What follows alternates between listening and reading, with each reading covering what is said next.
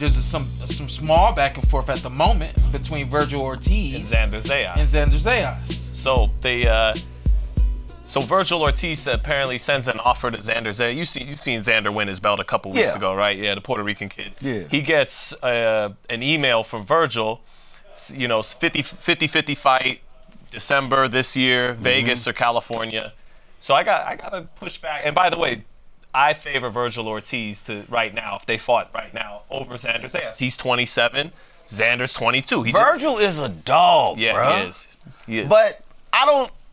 That's cool. They could do that. I want to see him and Boots fight. Or Fondura. Or Fondura. I mean, that's what I really want to see. Yeah. You know what I mean? If I hear that fight is on, I'm probably not gonna watch it. Maybe on my Instagram or TikTok. It's a good stylistic fight. Yeah, but it's a competitive fight. It can be built up a little bit. And that's what I mean. I hate over marination. I'm not saying Mayweather Pacquiao this thing, right. But it could wait a year or two. Yeah.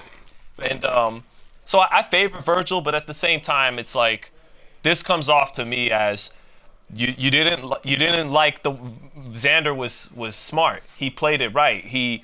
After he won his belt, he goes, Vergil, you've never been world champion before. I'm world champion at 22. You've never done it. And we could have already fought. Yeah. You decided to fight Boachuk instead of me. Oh, okay. So now that I'm world champion and you now you want to call me out, 3 days notice, 50-50, and there's a few things to push back on here. Vegas. It is a business. It is. Yeah. So go ahead. Few things to push back on. Vegas and California is not a neutral ground. Yeah. Are there more Mexicans or Puerto Ricans in Las Vegas and California? Puerto Ricans more in Los Angeles. There's still way more Mexicans than Puerto Ricans in LA, right? Oh yeah, hell yeah. Like 20 to 1, 50 to 1. Absolutely. So sorry if those numbers are a little off. I don't think they are, man. Now see, shout out to what the hell is his name? I was with oh man, just his name is slipping me. Shoot. On the broadcast? Yeah. Raheem? No. Mario? No. Oh shoot, what is his name?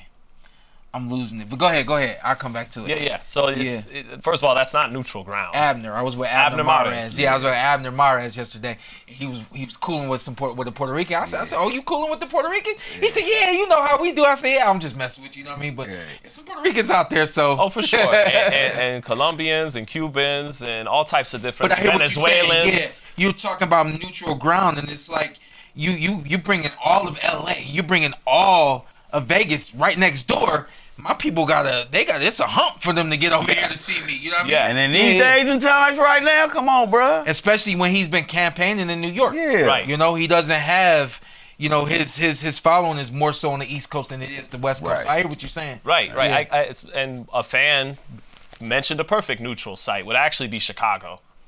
Because there's actually more Mexicans in Chicago. It's one of the most heavily populated places with Mexican Americans. But it's Chicago. It's the Midwest. There's a lot of Puerto Ricans in the Midwest too, and the ones from the East Coast. It's not a far flight. They could show up and show out. Yep. But who wants to put a Mexico versus Puerto Rico type matchup, in Chicago? So what it comes off to me as Ortiz. We talked earlier about the great pride these fighters have. Yes. His pride stung a little bit. Yeah. That this kid got to run his mouth a little bit. Yeah. Because the kid got to pull some receipts. Well, technically, I said yes to fight you already, and you chose another opponent.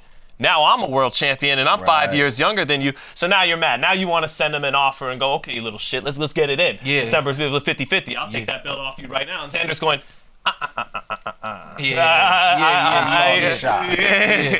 the champ. Yeah. It took me a long time to get here. You're not going to tell me what to do. And he said, come to Puerto Rico, right? Come to Puerto Rico. I like that.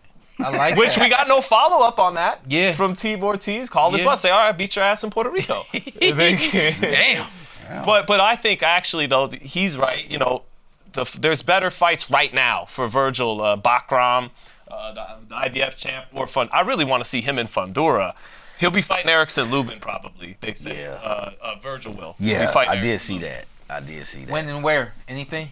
I think the date was October, but maybe it's actually, I gotta check again. It might have been October or December. These guys gotta stay busy. Yeah. You know, you've been out of the ring too long. You know, I don't care what your status is like. You know, and me as a world champion, I wanted to get in the ring more than it was available to me. But guys gotta figure it out. What I'm realizing and learning is that your fan base will move with you if you're giving them something to follow. Absolutely, they will. Yeah. Yes. It's not. They're not gonna only move with you when you're in the ring with the big name. They're gonna move with you no matter what. Yes. So, and in these days and times we're living in, you have to be in their face quite often so they can continue to move with you. Well, look at Cotto. He had to put in work at the Garden before they said, okay, now we think we could get the Puerto Rican fans to travel to Vegas. He had to beat Shane Mosley and Zab Judah in big pay-per-view fights in Madison Square Garden. Then they said, okay, he's ready for Las Vegas, and they'll travel. And they did.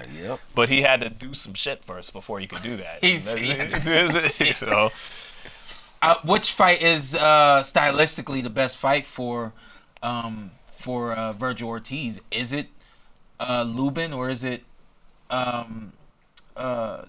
I think he's the favorite over both. But I think Xander is a matchup that gets real juicy. Because I hate even saying marination because that helped kill boxing was too much marination. So I'm not saying that, but Vergil's 27. Let them fight at 29, 24. Let Xander get a little bit experience now as a champ. I know technically he's a champ and Vergil's an interim champion, but Vergil's fought better opponents. He's more seasoned. I think that fight's sexy in the next 12 to 18, 24 months max. But for Vergil, the fight I'd want to see the most is him and Fondura because that's just an all-out war, man. That's a war. Yeah. That's a great fight. Man, Fondura is a cheat code, that might be the best fight at 154, huh? It's a war, man. Oh, my gosh, man. How you that tall, that skinny, bro? Like, what? What? How? Like, bro, you 154, 6'6". Can take a punch, get up off the canvas, you know what I mean? Tough as nails, you know, the list goes on. But for whatever reason, it's not a big fight yet. I think it's a fight, its quality is worthy of being a big fight. But Fondura, for whatever reason, even though he's tall, even though he knocks people out and he's fun to watch, he hasn't connected at the box office yet. Because he looked weird, like a weak character or something. You know what I mean? Like, you just, you know, like, I don't know, man. And it goes back to the thing I was telling you earlier, like, to be a star, you got to be a star outside the ring.